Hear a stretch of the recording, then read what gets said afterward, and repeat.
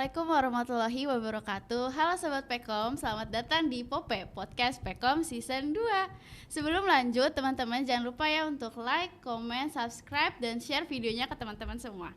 Dan jangan lupa, boleh banget juga loh buat nyalain loncengnya supaya tidak ketinggalan episode terbaru dari Podcast Pekom. Sebelumnya, halo semuanya, perkenalkan, saya Kansa selaku host pada podcast kali ini. Pada episode kali ini kita akan membahas sesuatu yang erat kaitannya dengan mahasiswa, yaitu bagaimana sih kita bisa berkuliah tanpa biaya dengan tema beasiswa mempermudah kita dalam berkuliah. Tentunya di episode kali ini saya tidak sendiri dalam pembahasan ini. Kita juga udah mengundang salah satu mahasiswa aktif pendidikan ekonomi yang tentunya keren banget, yaitu Kak Salsa. Halo Kak. Halo Kak Salsa, gimana nih kabarnya? Alhamdulillah cukup baik hari ini. Cukup baik ya. Nah Kak, banyak nih mungkin yang penonton di rumah yang belum kenal sama Kak Salsa. Boleh memperkenalkan diri Kakak nih? Oke, tak kenal maka tak sayang ya. Iya benar. Kenalan dulu. Nama aku Salsa, lebih tepatnya Salsa Bila Sakina. Aku tadi udah dikasih Kansa kalau aku mahasiswa aktif pendidikan ekonomi yang sekarang menempuh pendidikan di semester 6. Udah cukup segitu aja. Udah itu aja. Segitu aja deh. Oke Kak Salsa, kalau boleh tahu kesibukan Kak Salsa akhir-akhir ini apa nih Kak? Aduh, kalau ditanya kesibukan kayak nyibuk-nyibukin diri Sibuk aja ya? sih sebenarnya gitu. Kalau ditanya kesibukan kayak biasa aktif organisasi. Aku juga aktif organisasi. Aku salah satu bagian dari Himapekom juga angkatan tahun 2021-2022. Aku juga aktif di organisasi kampus, aktif organisasi di luar kampus. Terus sekarang lebih banyak coba buat cari tahu hal-hal baru aja sih kesibukannya itu. Wah keren banget sih Kak Salsa, aktif banget nih ya di luar kampus maupun di dalam kampus. Oke nih langsung aja nih ya Kak, kita ke pembahasan kita, yaitu tentang beasiswa. Kan kita dengar-dengar nih, kita dapat informasi kalau Kak Salsa ini salah satu penerima beasiswa PLN. Nah boleh dong Kak di-sharing beasiswa PLN itu apa sih? Oke. Aku kasih dulu, beasiswa PLN itu sebenarnya sebutannya bukan beasiswa PLN tapi beasiswa TJSL dari PLN. Jadi lebih gampangnya emang orang-orang tuh nyebutnya beasiswa PLN gitu. Karena aku juga nggak tahu ya dapat beasiswa apa beasiswa PLN gitu. Kenapa namanya TJSL? Jadi TJSL itu adalah singkatan dari tanggung jawab sosial lingkungan. Kenapa aku bilang kalau ini dari PLN bukan beasiswa PLN? Karena penyelenggara secara langsungnya itu bisa disebut bukan PLN-nya, tapi ada yang namanya Museum Listrik dan Energi Baru. Kalau teman-teman kepo, teman-teman bisa datang ke TMII.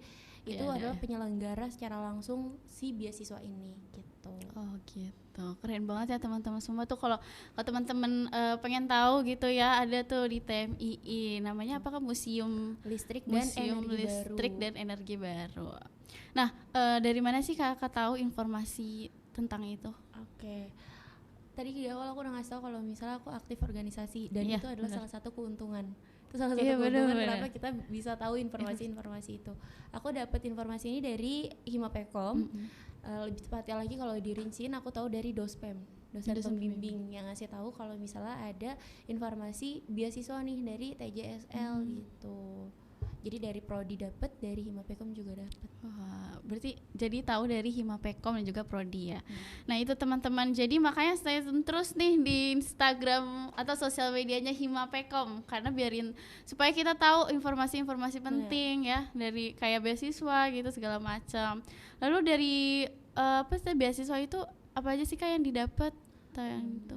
Kalau tanggungan secara real tanggungan secara real, pertama yang pasti diincar kalau beasiswa pasti uang. Iya benar, uangnya. Tanggungan uang secara langsung yang kita dapat setelah project assignment yang kita jalanin. Terus juga aku dapat tunjangan karena itu ada pelatihannya. Tanggungan pelatihan selama 4 hari offline langsung ke Museum Listrik dan Energi Baru. Jelas aku dapat tunjangan pelatihannya.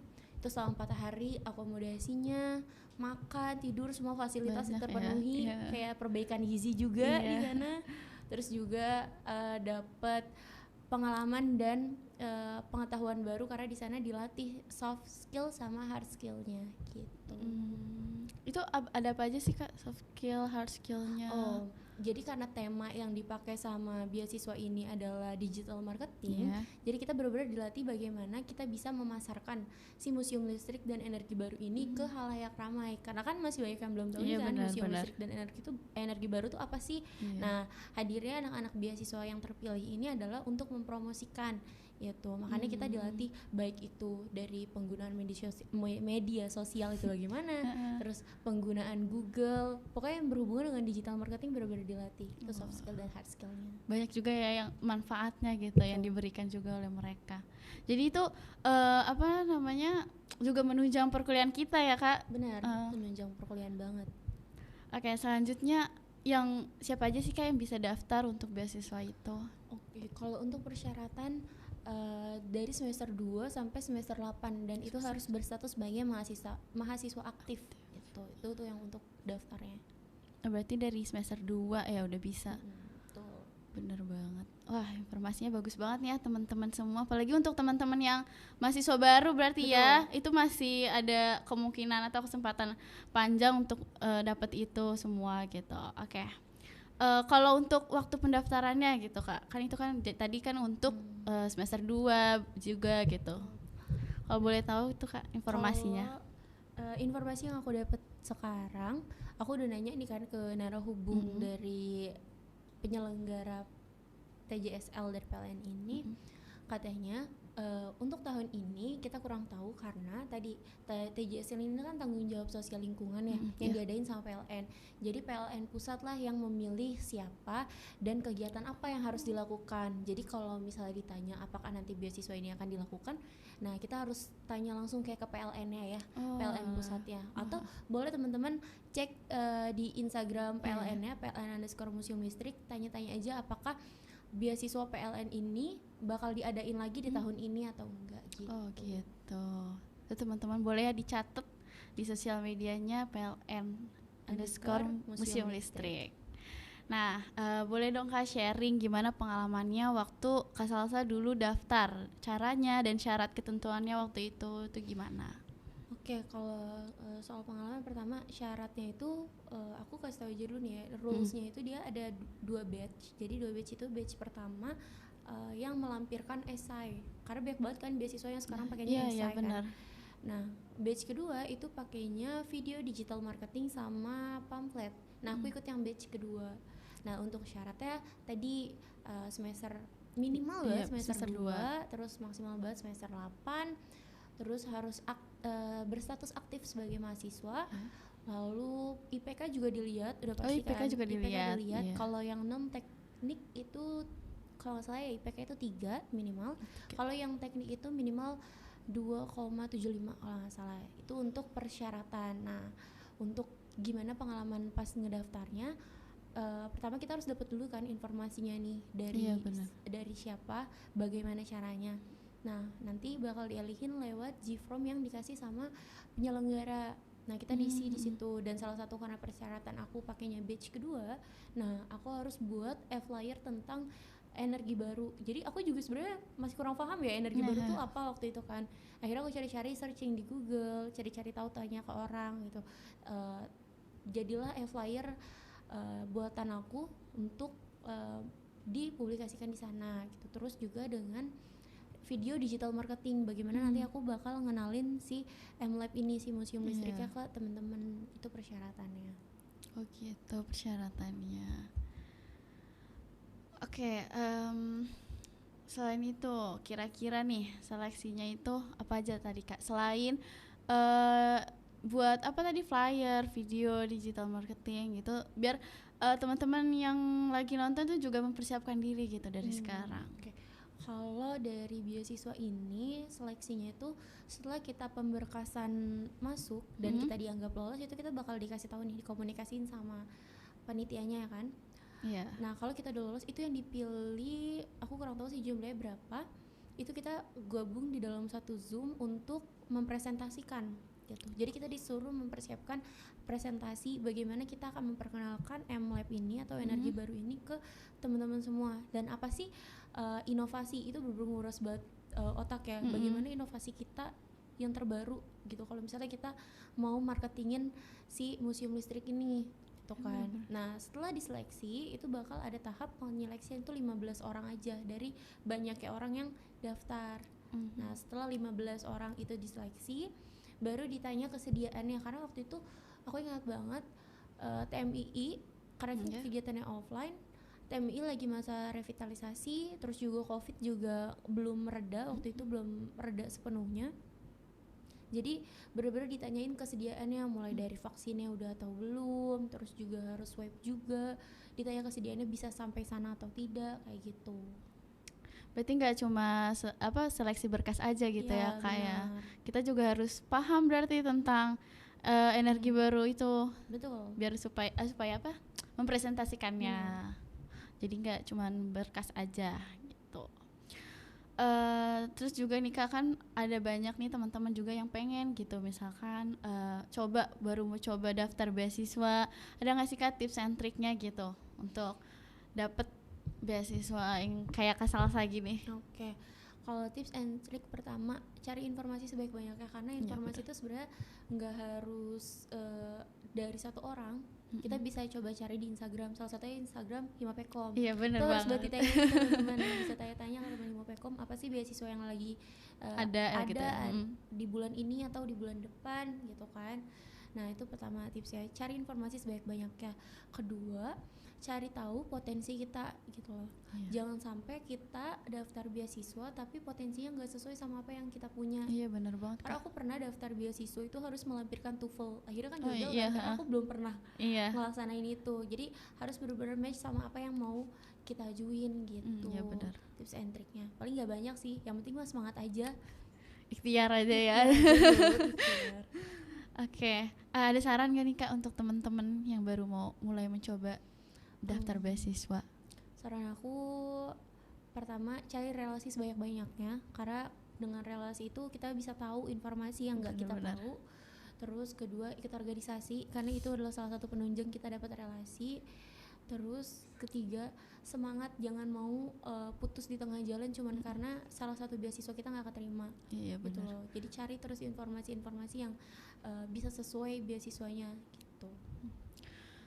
Boleh juga nih Kak ada motivasi gitu dikit nggak untuk teman-teman yang mungkin belum rezeki atau lagi masih mencoba, karena kan kadang biasanya kalau kita mau apply beasiswa tuh kadang suka males di tengah karena persyaratan gitu. Misalnya ya kan kayak buat esai gimana sih, susah gitu. Gimana sih Kak biar memotivasi juga nih teman-teman semuanya? Paling motivasi dari aku coba cari tahu dulu mau potensi dalam diri kamu apa. Kalau ini beasiswa itu nggak cuman sekedar kamu daftar aja, tapi kamu harus ngegali value dalam diri kamu tuh apa. Iya betul banget. Makanya dari capeknya kamu daftar beasiswa, kamu bakal ngerasa capeknya kamu terbayar, karena nggak cuman yang kamu dapat uang aja, tapi value kamu nambah terus gitu loh, nilai-nilai dalam diri kamu tuh nambah terus. Benar-benar. Gitu. Jadi motivasinya tetap semangat dalam mencari informasi dan mendaftar. Iya. Karena dapat beasiswa juga bukan karena tentang dapat duit aja ya Kak. Benar. Jadi tadi kita bisa tahu tentang digital marketing. Betul. Bisa tahu tentang cara buat esai biar daftar beasiswa itu gimana gitu ya kan Kak. Betul. Wah keren banget sih ini Kak Salsa ya, bermanfaat banget ya teman-teman apa yang disampaikan oleh Kak Salsa. Nah Kak, kita udah punya 3 pertanyaan nih. 3 pertanyaan terbaik dari Sobat Pekom di Instagramnya Himapekom. Ini pertanyaan pertama dari Fahmil. Pertanyaannya, kalau misalnya dapat beasiswa itu harus ikut organisasi nggak sih Kak? Tergantung sih. Ini tergantung persyaratannya. Ya? Persyaratannya. Tapi kebanyakan yang aku daftar dari banyaknya beasiswa yang aku daftar, kebanyakan adalah aktif organisasi. Bahkan ini kan beasiswa PLN ini kan hanya 1 kali pendapat gitu kan. Jadi setelah itu kita harus cari lagi beasiswa apa nih yang dibutuhin. Ada beasiswa yang mengharuskan kita ikut organisasi. Jadi kalau organisasi kita putus, beasiswa putus. Iya benar-benar. Jadi itu tergantung dari kitanya. Kalau menurut aku organisasi itu banyak banget manfaatnya. Jadi karena pasti kerja pun yang ditanya organisasinya gitu, gak cuma beasiswa. Jadi kalau misalnya ditanya harus atau enggaknya itu balik ke pribadi masing-masing. Tapi menurut aku perlu adanya organisasi sebagai penunjang. Iya benar. Dari organisasi juga tadi kan Kak kita bisa tahu lebih cepat informasi tentang beasiswa gitu. Next. Nih, dari Instagramnya @q, kontribusi apa aja sih yang harus dilakukan oleh penerima beasiswa selain prestasi? Kalau kontribusi ini balik lagi, kontribusi itu tergantung dari apa yang dipinta sama beasiswa, karena kan nggak mungkin ya beasiswa toh cuma ngasih uang aja gitu, benar-benar, kecuali dia emang ikhlas ya, ngasih bagi-bagi duit gitu. Tapi biasanya dia minta timbal balik, kayak misalnya aku tadi nggak cuma prestasi atau nilai IPK yang dilihat, tapi dia juga harus ngelihat project assignment yang dia buat. Waktu itu kan aku bikin bagaimana caranya buat satu kegiatan untuk memperkenalkan, dan aku ngadain waktu itu sama teman-teman lomba, dan ini kan salah satu project assignment yang wajib diikutin, dan kalau kita nggak ikutin beasiswanya nggak bakal dapet, gitu kan. Nah, banyak lagi project assignment yang harus dibuat lagi berbeda-beda dengan tipe beasiswa yang didapat gitu. Jadi tergantung ya. Ada yang pengabdian masyarakat, ya kan, masyarakat. Dan lain-lain gitu. Boleh next tanya nih, ini dari Instagramnya Sebi Farisa Sabrina. Tanggapan kakak nih kalau ada teman-teman yang berkesempatan dapat beasiswa tapi kuliahnya males-malesan. Nah, ini tuh yang menarik, ini orang kalau udah dapat beasiswa, beasiswa apalagi kalau yang berjenjang gitu ya, setiap bulan dapat, orang tuh jadi males gitu loh, karena merasa hidupnya udah terpenuhi gitu. Apalagi yang dapat beasiswa tapi nggak yang harus ada assignment gitu, Kak. Benar. Iya, jadi cuma uang aja. Nggak ada project assignment-nya tuh paling enak gitu.